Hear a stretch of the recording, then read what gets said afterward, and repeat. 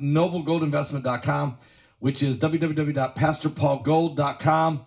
That's www.pastorpaulgold.com. Chances are you've been here before. The chaos in the markets, the oil prices, the stocks, just when you thought it was safe and interest rates started rising.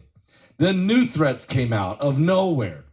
Tensions are boiling from Asia to Europe and the Middle East. And adaptation is the key here to safeguarding your wealth.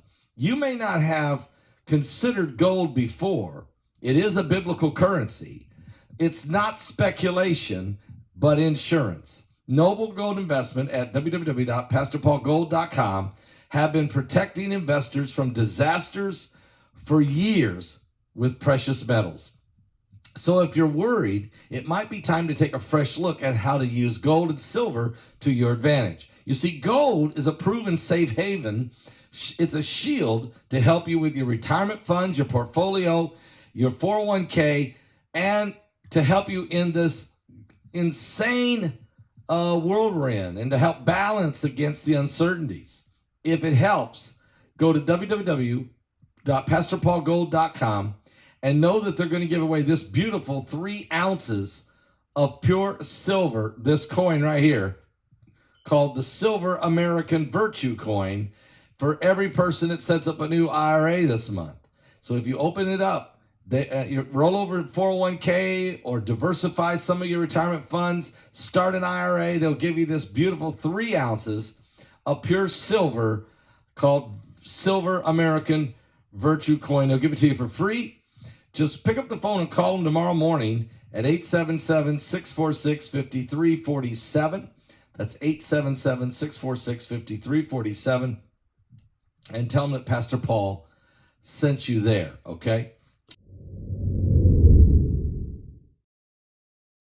On Monday, White House spokesperson John Kirby expressed the United States' apprehension over reports suggesting that Israel utilized white phosphorus munitions supplied by the U.S. in an October attack in southern Lebanon. Quote, "We've seen the reports. Certainly concerned about that. We'll be asking questions to try to learn a little bit more," Kirby told reporters aboard Air Force One. Kirby stated that white phosphorus serves a, quote, "legitimate military utility for illuminating areas and generating smoke to obscure movements," the Jerusalem Post has reported. Quote, "Obviously, any time that we provide items like white phosphorus to another military, it is with the full expectation that it will be used in keeping with those legitimate purposes and in keeping with the law of armed conflict," he said. The use of white phosphorus is limited under international law due to the potential for spreading fire and smoke to populated areas, the Israel National News reported. The timing of the delivery of these munitions to Israel is unclear, as a U.S. official reported that no white phosphorus munitions had been supplied since the October 7th Hamas attack.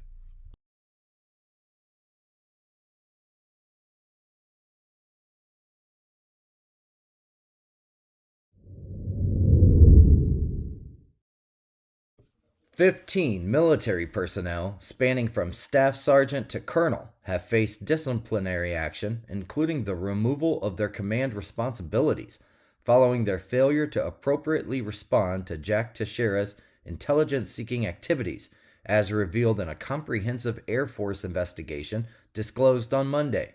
Contrary to expectations, the watchdog report did not uncover any evidence suggesting that Teixeira's immediate superiors were aware of his alleged dissemination of the nation's most sensitive secrets online during the relevant period.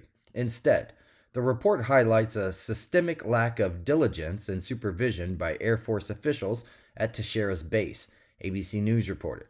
This deficiency indirectly facilitated his purported capacity to collect and disclose classified documents without detection, despite the knowledge of fellow airmen who recognized his unauthorized access to sensitive materials extending beyond his IT duties, as outlined in the report. The Air Force has taken decisive action by removing the 15 implicated service members from their positions and subjecting them to non-judicial administrative penalties.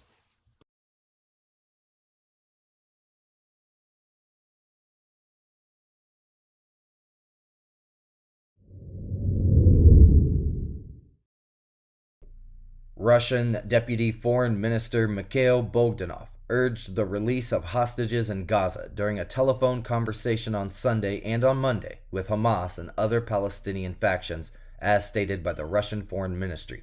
This comes in the wake of a series of meetings and calls between President Vladimir Putin and leaders in the Middle East over the past week. The ministry said that Bogdanov's conversations highlighted the military and humanitarian situation inside Gaza, where Russia, quote, confirmed its principled position on the need to cease hostilities and urgently resolve all humanitarian problems that have arisen, including the release of hostages. The statement did not specify whether Russia sought the release of all hostages taken by Hamas during its October 7th incursion into southern Israel, or specifically Russian nationals among them, the Jerusalem Post has reported. The minister engaged in discussions with key figures from the Palestinian Liberation Organization, the Palestinian Democratic Union, and the Popular Front for the Liberation of Palestine and Hamas.